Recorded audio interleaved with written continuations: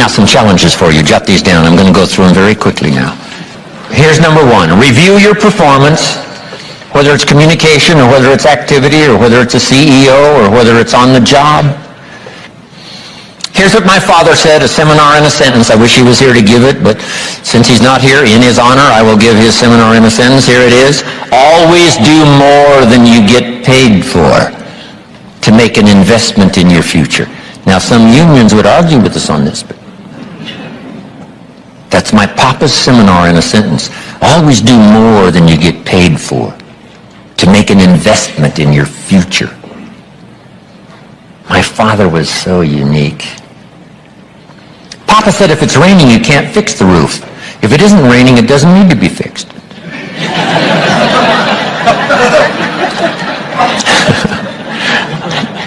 He was a grand old man.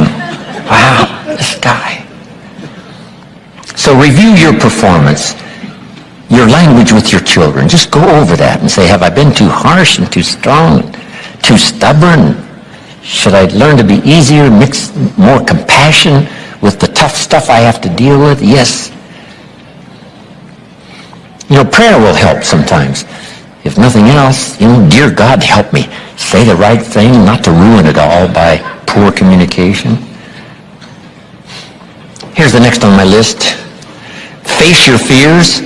I don't know what challenges you might have in going over the stuff we've been going over in terms of amending your philosophy or going back and, redoing some stuff that you might have messed up. But face all your fears. That's how you conquer them. Don't dismiss them. Just face them. Say, here's what I'm afraid of. I wonder what I could do to change that. Here's the next one. Exercise your willpower to change direction. You don't have to keep doing what you've done the last 6 years if it's not yielding you the benefits you want. In the seminar I do for Jerry, my mentor helped me to review the last 6 years so I wouldn't repeat those errors the next 6. See, if you're a goose, you have no choice to do the next 6 like you did the last 6. But if you're not a goose, here's what you can do. Pick a new destination and start going that way. You say, well, I've done this for the last 2 years. I'll probably have to do it another 2. And the answer is no, not in a million years. Now, you can change one little degree at a time, or if you want to, you can revolutionize the whole thing. Who says you couldn't revolutionize the whole thing in a week's time and start a brand new direction that will most assuredly help you arrive in a brand new place a year from now, 3 years from now? No telling 5 years from now where you could arrive. Use your willpower to start the process. Just willpower to change a little or change a lot. Anybody can change. You don't have to repeat last year. Clean up the errors. Invest it now in the next year. Watch it make the difference. Here's the next one that's important. Parents have to do it. We ask our kids to do it, but we've got to do it. Admit your mistakes. Sometimes you have to admit them to others. Here's some of the best words in the English language. I'm sorry. The reason why those are good words is because it could start a whole new relationship. It could start two people going in a whole new direction. I'm sorry. Simple, easy. Not easy, but if you get this done, the turnaround can be dramatic. The early years can be big in payoff. And here's the big one. Admit your mistakes to yourself. You don't have to babble about them to everybody in the neighborhood. But it doesn't hurt to sit down and have a conversation with yourself and say, there's no use kidding myself. Here's where I really am. I've got pennies in my pocket and I got nothing in the bank. That's what I said after the Girl Scout left my door. I had a conversation with myself. And I said, I don't want this to happen anymore. Next, refine your goal. I don't know what ambitions you've had up until now, but this weekend would be a good time to start the process.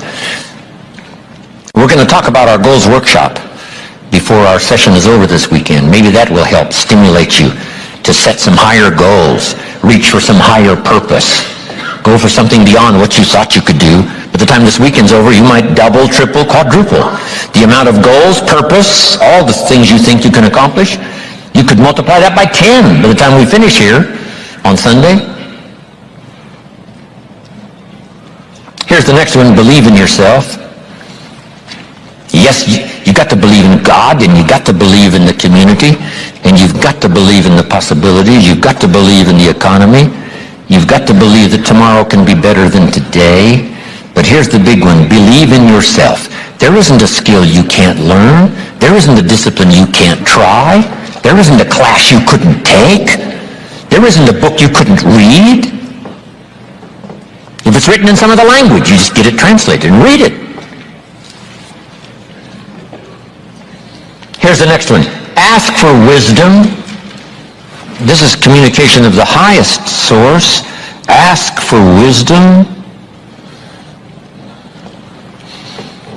Ask for wisdom that creates answers. Ask for the wisdom that creates faith to believe things are possible.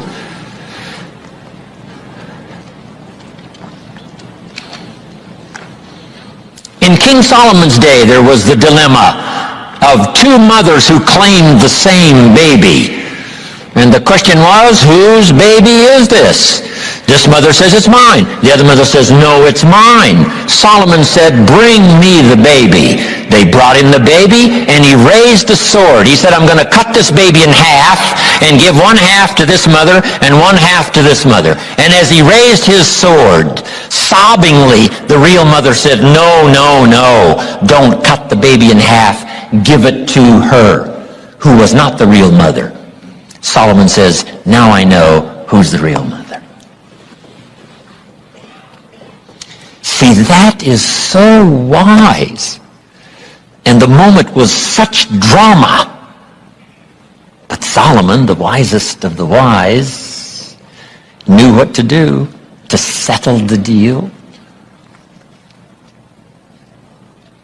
Ask for wisdom to deal with the challenges of today and tomorrow, to deal with the challenges your family brings you. Don't wish it was easier. Wish you were better. Here's the next one. Conserve your time. I must learn to do this. How much time have I got left? Not an unlimited supply. How many of these weekends can I do? Not 1,000. Just a few, maybe a handful. Sometimes we get faked out. Bill Bailey says, the average person says, I got 20 more years. No, Bill says, you got 20 more times. If you go fishing once a year, you've only got 20 more times to go fishing. Not 20 years. That fakes you out. I got 20 years. No, 20 times. See, that brings it right down to the real stuff. 20 times. How many more seminars like this? Not 1,000. A few. Just a few. So would I mumble and stumble? Would I give you less than my best when I've only got a few more to give? And the answer is no, of course not. If you're a person of some dignity and quality, you wouldn't let that happen.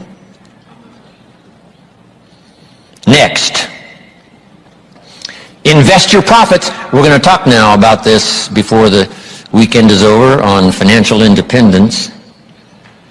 And I'm going to give you some excellent advice. Here was one of the philosophies Mr. Schoaf gave me, along with Mary Kay. Here's what he said. Profits are better than wages. Wages make you a living. Profits make you a fortune. Mary Kay and I went for that. Wow. Could we start earning profits while we're making a living? The answer is yes. I went berserk. Here's one now. Protect your family.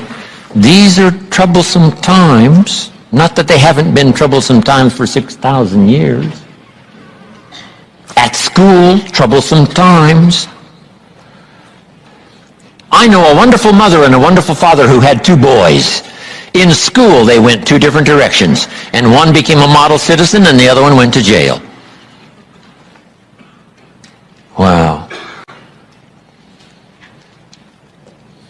Protect your family as best you can from the hidden dangers, the lurking evil one. Here's Here's the next one. Live with intensity. You might as well turn it up a notch or two after this weekend. Why not? Invest more of you in whatever you do. Be a little stronger, be a little wiser, step up your vitality, contribution. Put everything you've got into everything you do, and then ask for more vitality and more strength and more vigor, more heart, more soul. Next, find your place. This one now is so important. If you just work on a job, find the best place where you can serve well. And sure enough, they'll ask you to occupy a better place. And if you keep doing the job well, the guy says, well, if I had a better job, I'd really pour it on. But I got this lousy job, so I just goof off. See, that's the philosophy of disaster. So you've got a lousy job. Do the very best you can. That's your best way out. It's not to do less than you could, but to do the best you can. With that philosophy, your life can take great leaps forward. Here's a Bible phrase that says, if you work on your gifts, they will make room for you. They'll make a place for you. Here's the next one. Demand integrity from yourself. You can't demand integrity from someone else. Integrity is like loyalty. You can't demand it of someone else. You can only demand it of yourself. Be the best example of loyalty, and you'll get some loyal followers. Be the best example of integrity, and you'll have people surround you that have integrity. Lead the way. Next,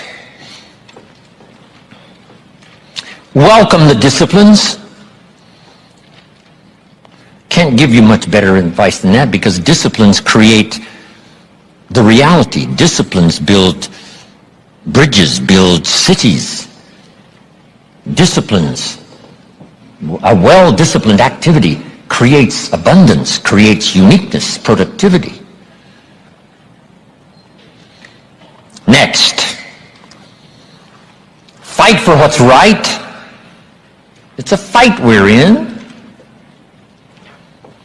The storyteller says, and there was great war in heaven. Wow, you mean way back there? Yes. 1/3 of the angels conspired. I asked Bill Bailey, how long do you suppose it took 1/3 of these angels to get together? Did they conduct meetings? I don't know. Bailey says the storyteller doesn't say. I said, then we're supposed to use our imagination. I don't know. It does say finally the great war occurred, and the 2/3 prevailed and the 1/3 lost. One of the writers of later scripture, here's what he said, I fought a good fight. See, that's extraordinary to be able to say. I fought for my kids, and I fought for what was right, and I fought for my good health, and I fought to protect my company, and I fought for a good career that would bless my family. I fought a good fight. It's good to fight. The encroachment. Opposites are in conflict, and we're in the middle. And if you want something valuable, you got to fight for it. Then this writer also said, not only have I fought a good fight, and I'll finish with this, and I got a much longer list, but maybe I can cover these at another time. He said, I fought a good fight, and I kept the faith. See, that's the deal. Keep faith with your family. Fight like crazy and keep faith. Fight the enemy and keep faith. Fight illness and keep faith. Fight the evil and keep faith. I can't give you much better advice. So thank you very much for your attention. I appreciate it.